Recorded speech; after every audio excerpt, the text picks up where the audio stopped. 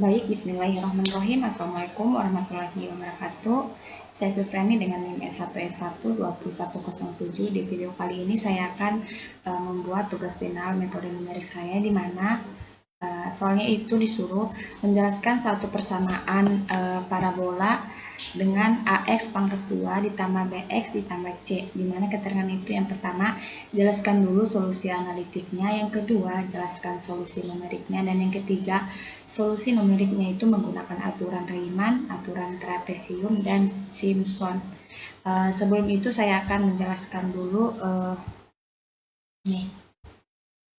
bentuk umum persamaan parabola. Nah, pada umumnya bentuk umum dari fungsi kuadrat adalah fx sama dengan ax pangkat 2 ditambah bx tambah c, atau y sama dengan ax pangkat 2 ditambah bx ditambah c.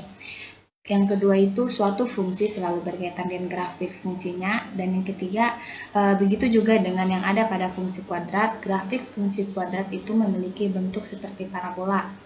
Yang keempat, untuk menggambar grafiknya, fungsi kuadrat harus ditentukan dulu titik potong dengan sumbu koordinat dan juga titik ekstrim. Adapun sebutan lain untuk titik ekstrimnya itu titik puncak atau titik maksimum atau minimum. Selanjutnya, di sini juga ada titik potong dengan sumbu koordinat. Yang pertama itu titik potong dengan sumbu X didapatkan dengan cara menentukan nilai perubah X pada fungsi kuadrat apabila nilai perubah Y sama dengan 0. Sehingga akan didapatkan titik potong X ini.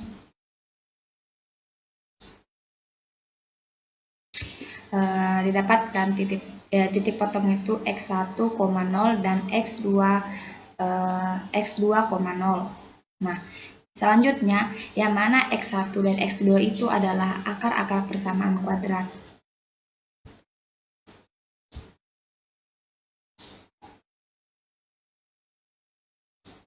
Oke, selanjut nih, di mana X1 dan X2 itu adalah akar-akar persamaan kuadrat.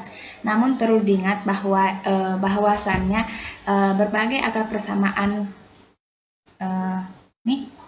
berbagai akar persamaan kuadrat tergantung dari diskriminannya. Nah, apabila diskriminannya sama dengan 0, maka akan didapatkan hanya satu akar, dan ini berarti hanya ada satu titik potong dengan sumbu X. Selanjutnya, jika nilai diskriminannya kurang dari 0, persamaan kuadrat tersebut tidak mempunyai akar real yang berarti tidak mempunyai titik potong dengan sumbu X-nya. Selanjutnya, titik potong dengan sumbu Y didapatkan dengan cara mencari nilai Y pada fungsi kuadrat apabila nilai perubahan X sama dengan 0, sehingga akan didapatkanlah titik 0,Y1. Nah, selanjutnya di sini ada titik ekstrimnya, di mana titik ekstrim itu pada fungsi kuadrat adalah sebuah koordinat dengan absisnya merupakan nilai sumbu simetri, serta ordinatnya itu adalah nilai ekstrim. Nah, pasangan koordinat titik ekstrim pada fungsi kuadrat Y sama dengan AX pangkat 2 ditambah BX ditambah C, yaitu seperti berikut. Ini kita bisa lihat pada gambar di bawah sini. Nah, D itu merupakan diskriminannya, sehingga menjadi suatu rumus D sama dengan B pangkat 2 dikurang 4AC, seperti yang telah kita sebutkan di atas ini, sehingga menghasilkan X sama dengan B per 2A merupakan sumbu simetri, dan D per A4 D per 4A adalah nilai ekstrim dari fungsi kuadrat. Nah, selanjutnya di sini pembuktian rumus titik ekstrim fungsi kuadrat. Nah, titik ekstrim itu dapat kita peroleh dari konsep turunan pertama, di mana titik ekstrim fungsi kuadrat Y sama dengan AX pangkat 2 ditambah BX tambah C didapatkan dengan cara menurunkan terlebih dahulu, lalu hasil turunannya itu sama dengan 0. Seperti ini, Y sama dengan 0, sehingga akan mendapatkan bentuk seperti di bawah ini. Nah, ini di mana Y sama dengan AX pangkat 2 ditambah BX ditambah C. Selanjutnya, Y itu sama dengan A buka kurung negatif B per 2A akar 2 ditambah BX buka kurung negatif B 2/2A tambah C. Selanjutnya seperti ini. Nah, sehingga Y itu sama dengan negatif D per 4A sama dengan negatif D per 4A. Ini adalah ordinat titik ekstremnya. Nah, selanjutnya itu hasil analitiknya. Nah, hasil analitiknya itu adalah untuk menggambarkan grafik fungsi kuadrat Y sama dengan AX pangkat 2 ditambah BX ditambah C, diperlukan titik potong dengan sumbu X apabila Y-nya itu sama dengan 0 atau tidak ada untuk fungsi kuadrat yang mempunyai D kurang dari 0. Selanjutnya, titik potong dengan sumbu Y apabila X sama dengan 0. Sehingga titik ekstremnya itu adalah ini, negatif B per 2A D sama dengan 4A. Nah, selanjutnya mari kita coba solusi numerik dari fungsi kuadrat dari persamaan. Nih, misalnya F buka kurung X sama dengan X pangkat 2 dikurang 6X tambah 8. Di sini saya akan menjelaskan dulu untuk umum persamaan parabola. Sebentar saya memperlihatkan codingan yang saya kerja. Nah, ini adalah titik kurvanya. Nah, titik potong dengan sumbu X, ingat, titik potong dengan sumbu X itu akan didapatkan apabila nilai Y sama dengan 0. Maka dari itu akan didapatkan bentuk persamaan kuadrat X pangkat 2 dikurang 6X ditambah 8 sama dengan 0. Nah, untuk memastikan bahwa persamaan kuadrat di atas mempunyai akar, maka langkah pertama adalah menentukan terlebih dahulu diskriminannya. Nah, ini D sama dengan B pangkat 2 dikurang 4AC sama dengan negatif 6 pangkat 2 dikurang 4 buka kurung 1 buka kurung 8 sama dengan 36 dikurang 32 itu sama dengan 4. Nah, sebab diskriminannya itu 4 atau positif, pastikan persamaan kuadratnya itu mempunyai dua akar real yang berbeda. Hal itu berarti fungsi kuadrat di atas mempunyai dua titik potong dengan sumbu X. Titik potong dengan sumbu X didapatkan dari akar-akar persamaan kuadrat. Nih, X pangkat 2 dikurang 6X ditambah 8 sama dengan 0. Mana X kurang 2 buka kurung X kurang 4 sama dengan 0. Nah, selanjutnya X itu sama dengan 2 atau X4. Sehingga titik potong dengan sumbu X yaitu 2,0 dan 4,0. Nah, selanjutnya di sini juga ada metode integrasi Newton-Cotes. Nah, metode integrasi Newton-Cotes secara umum merupakan metode integrasi yang dilakukan dengan membagi area di bawah kurva suatu fungsi menjadi beberapa panel dengan terlebih dahulu menetapkan batas atas dan batas bawah intervalnya. Sehingga integral atau luas area di bawah kurva itu ditentukan berdasarkan jumlah luas panel yang digunakan untuk mendekati luas area di bawah kurva. Nah, di sini ada metode integral Newton-Cotes. Terdapat beberapa metodenya, diantaranya itu sebagai berikut. Nah, yang pertama itu metode integral Riemann, yang kedua metode trapezoida, yang ketiga metode Simpson 1/3. Nah, selanjutnya di sini ada metode rumus metode integral Riemann. Nah, metode integral Riemann itu dilakukan dengan membagi interval di bawah kurva suatu fungsi matematik sebanyak n subinterval sama besar pada setiap subintervalnya dibentuk persegi panjang setinggi kurva pada setiap titik tengah persegi panjang tersebut. Nah, area setiap subintervalnya itu diperoleh dengan mengalihkan panjang dan lebar masing-masing persegi panjang. Nah, jumlah masing-masing area tersebut digunakan untuk menaksirkan interval integral suatu fungsi dengan interval tertentu. Nah, fungsi proses integral menggunakan metode titik tengah dapat dituliskan pada persamaan ini. Supaya lebih jelas, kita langsung praktekkan codingannya. Nah, di sini saya sudah menyiapkan codingannya agar kita itu tidak memakan banyak waktu. Nah, ini baik. Selanjutnya di sini ada visualisasi proses integrasi dengan metode Riemann. Seperti yang kita bisa lihat gambar di bawah ini. Ini titik Y-nya, sumbu 0 dan sini X. Nah, selanjutnya di sini juga ada metode trapezoida. Nah, pendekatan trapezoida dilakukan dengan melakukan pendekatan area di bawah kurva fungsi Y sama dengan fx dengan subintervalnya xi, xi ditambah 1 menggunakan trapesium. Nah, fungsi proses integrasi menggunakan metode trapezoida dapat dituliskan pada persamaan. Nih, kita. Nah, ini kita bisa lihat bersama-sama di mana hasilnya itu seperti ini. C1 sama dengan A tambah B, buka kurung B kurang A per NI. Nah, selanjutnya di sini juga ada metode trapezoida. Nah, error dari metode ini dapat diestimasi menggunakan persamaan ini. Kita lihat gambar di bawah sini. Nah, visualisasinya itu proses integrasi dengan metode Riemann. Nih, kita bisa lihat kurvanya atau integral gambar maksud saya. Nah, selanjutnya di sini ada metode Simpson. Nah, metode Simpson itu membagi subinterval A, B menjadi N subinterval, di mana N itu merupakan bilangan genap untuk setiap pasang subintervalnya.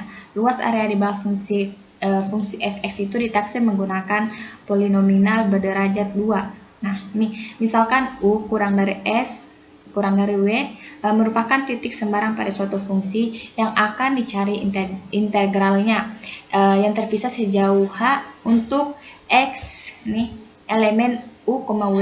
Kita ingin menaksir fx itu menggunakan parabola yang melalui titik U nih.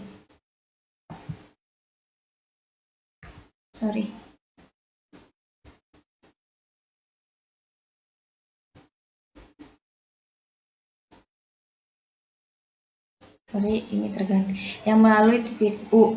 Nah, ini UF dan FF dan WF. Nah, terdapat tepat satu parabola PX yang dapat dibentuk dari ketiga titik koordinat tersebut yang ditunjukkan melalui persamaan. Nah, selanjutnya di sini ada metode Simpson. Seperti pada ini adalah rumus persamaan Simpson. Rumus persamaan intinya rumus Simpson lah. Ini PX, ini bla bla bla bla. Nah, ini sebagai taksiran luas di bawah kurva Y sama dengan fx digunakan nih W, PX, DX. Hasil integrasinya itu kurva persamaan seperti bawah ini. Nah, sekarang kita asumsikan N itu merupakan bilangan genap. Maka kita perlu menambahkan taksiran untuk subintervalnya X2I, X2I ditambah 2 untuk memperoleh taksiran X pada integral ini. Ini BA fx dx yang disajikan pada persamaan. Nah, selanjutnya di sini metode Simpson juga seperti pada ini gambar rumusnya. Nah, persamaan di atas disebut sebagai kaidah Simpson 1/3 karena terdapat koefisien 1/3 pada bagian depan persamaan tersebut. Nah, persamaan tersebut itu juga mudah diingat mengingat pola koefisien persamaan tersebut adalah 1, 4, 2, 4, 2. Tersebut adalah 1,4, 2, 4, 2 dan seterusnya. Nah, namun penggunaan kaidah 1/3 Simpson itu mengharuskan jumlah subintervalnya N genap. Kondisi tersebut jelas berbeda dengan metode trapezoida yang tidak mensyaratkan jumlah selang. Nah, selanjutnya metode Simpson juga itu error dari metode Simpson 1/3 itu dapat dihitung menggunakan persamaan ini. Mungkin itu saja bentuk umum dari persamaan parabola yang bisa saya jelaskan. Selanjutnya kita beralih ke codingan yang telah saya buat. Nah, di sini saya sudah sediakan biar tidak membuang waktu banyak. Nah, yang pertama itu kita ini untuk codingan yang rumus Riemann. Nah, di sini misalkan kita run. Maaf, di sini laptop saya sedikit loading.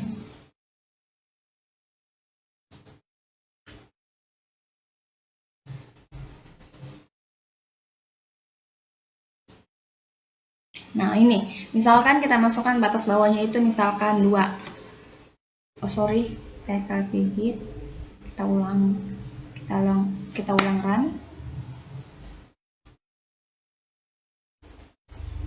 Nah, misalkan kita masukkan batas bawahnya itu 2, batas atasnya itu misalkan 4 kita. Terus masukkan jumlah persegi itu misalkan 6. Nah, ini hasil integralnya itu 0,8026 sekian dan ini adalah figurasi integralnya. Nah, misalkan kita coba lagi dengan masukkan angka yang berbeda.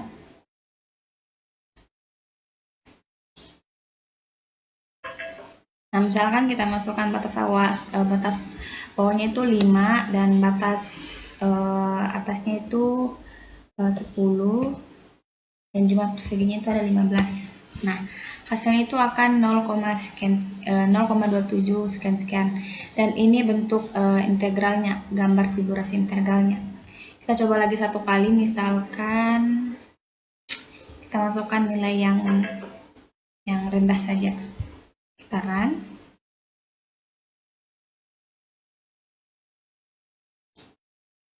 Nah, misalkan kita masukkan batas bawahnya itu 1, sini 2 dan masukkan persinya 4. Nah, hasilnya itu akan ini 0,3293 sekian dan ini adalah gambar figurasi integralnya. Kita lanjut ke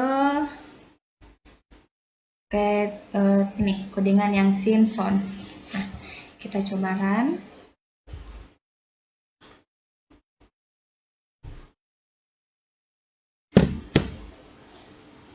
Nah, misalkan kita masukkan batas bawahnya itu misalkan 6, di sini 12 dan masukkan jumlah persegi misalkan 8.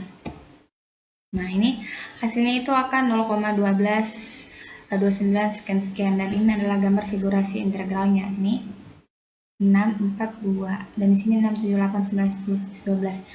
Kita coba lagi masukkan angka yang berbeda, misalkan kita masukkan angka yang tertinggi. Angka misalkan di sini batasnya 20 dan di sini 25 dan jumlah persegi kita coba masukkan 30. Lihat apa yang terjadi. Nah, hasilnya itu akan 9,016 sekian dan ini adalah figurasi gambar hasil integralnya. Ini 8765431 sini 20. Nah, selanjutnya kita coba lagi masukkan angka yang terendah.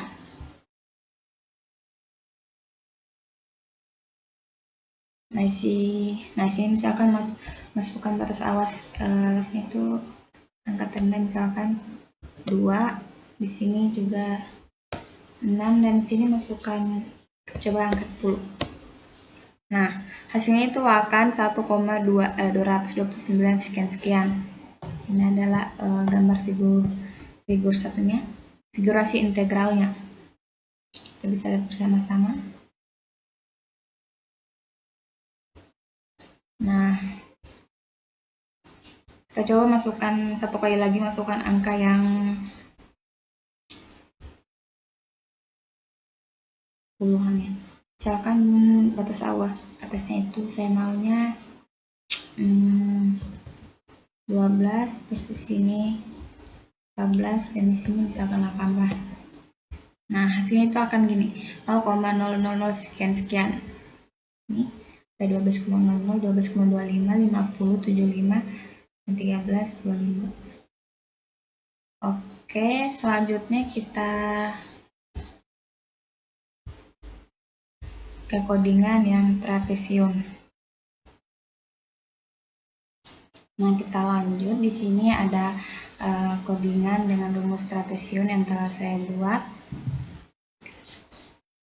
Nih, trapesium. Kita coba run.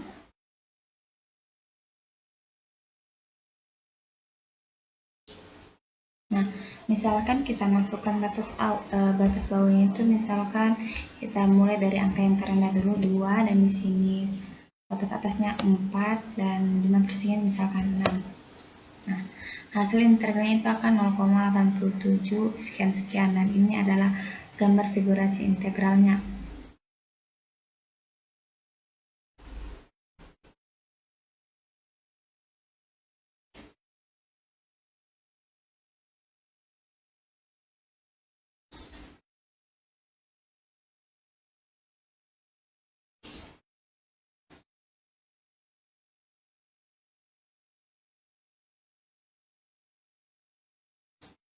Oke, kita lanjutkan, masukkan angka yang berbeda lagi, misalkan di sini.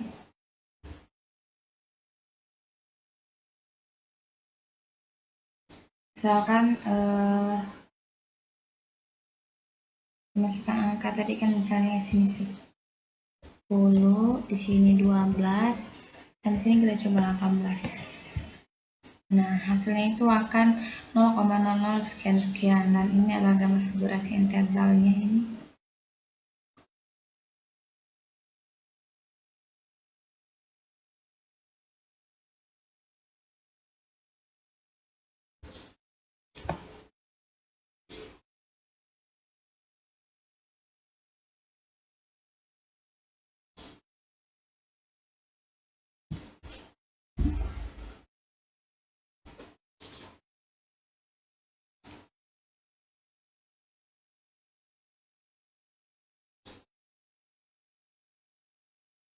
Ini nilai X-nya 11,470 dan itu. Oke.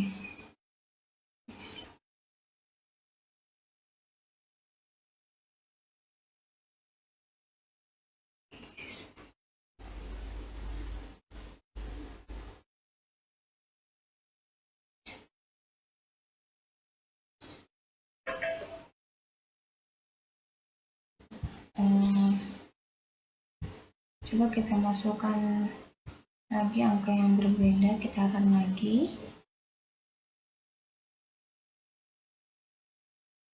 Misalkan kita masukkan dan angka yang tertinggi 20, 30, kita masukkan, coba jumlah yang terkena itu 50. Nah, hasilnya itu akan 9,134, bla bla, dan seterusnya. Di sini durasi.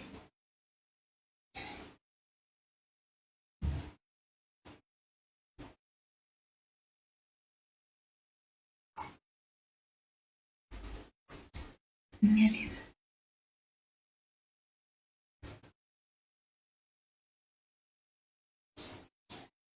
Oh, ini berbeda.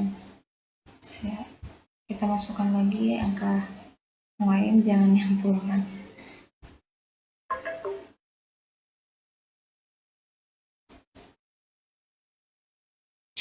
Nah, misalkan kita masukkan batas ini, misalkan berapa ya? 8, di sini itu 14. Integralnya misalkan sudah kita coba. Nah, ini itu akan 0, dan di sini itu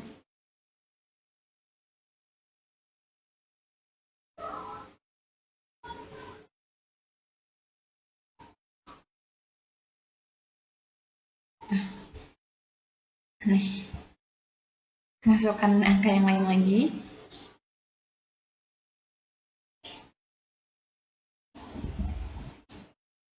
Misalkan di sini 6 lah, 8, 10, hasilnya 0, oke.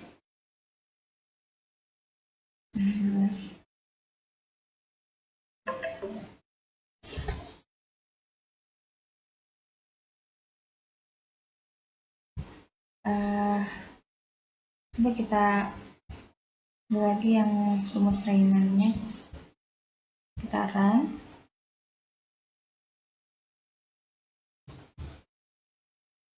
Misalkan nilai tesnya itu 11, jangan,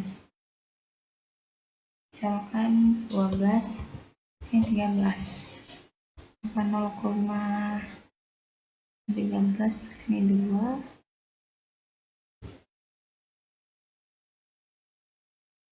di Dilanjutkan 288 ya.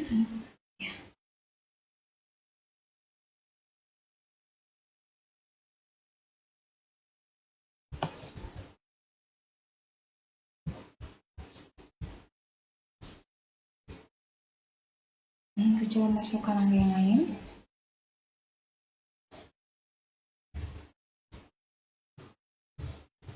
Kita coba yang rendah saja ya.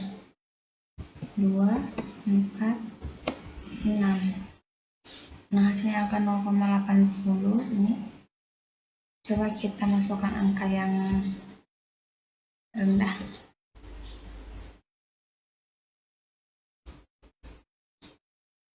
Misalkan 1, 2, 3. Akan 0,27 berarti sini terus 1,0. X-nya 1,86. Nah, ini kita coba ulang lagi runkan yang ya, yang Simpson.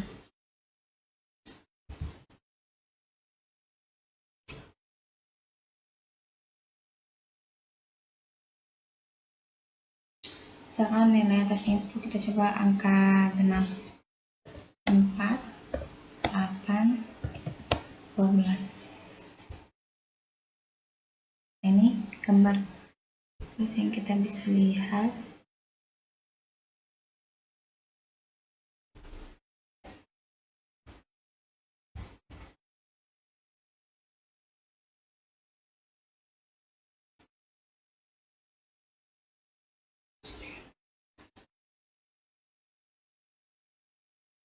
ini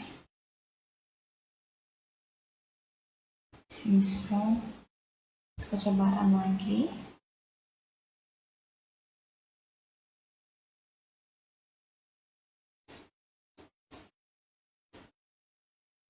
Nah, masukkan window misalkan ganjil terus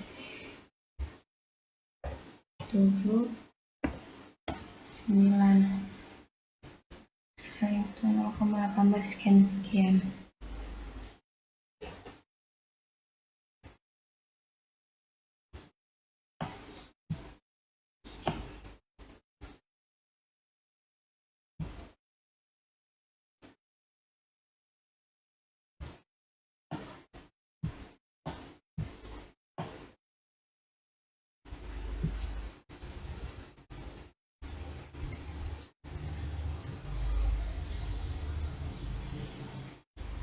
Coba kita masukkan angka ini di rumus ini. Rena, kita coba 79. Hasilnya gimana?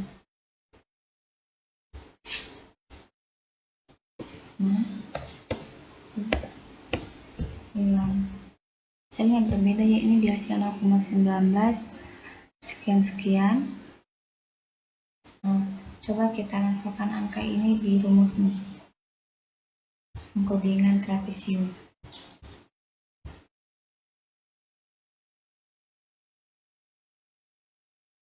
Belokkan 5, 7. Tarikan hasilnya sama saja.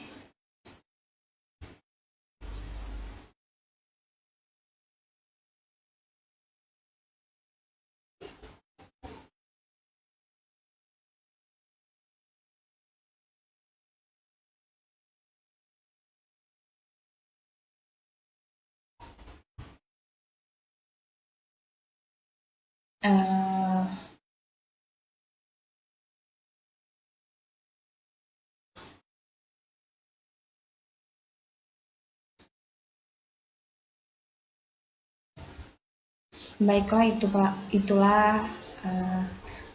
itulah penjelasan materi final metode numerik dari saya. Kurang lebihnya mohon dimaafkan. Wabillahi taufiq wal hidayah. Wassalamualaikum warahmatullahi wabarakatuh.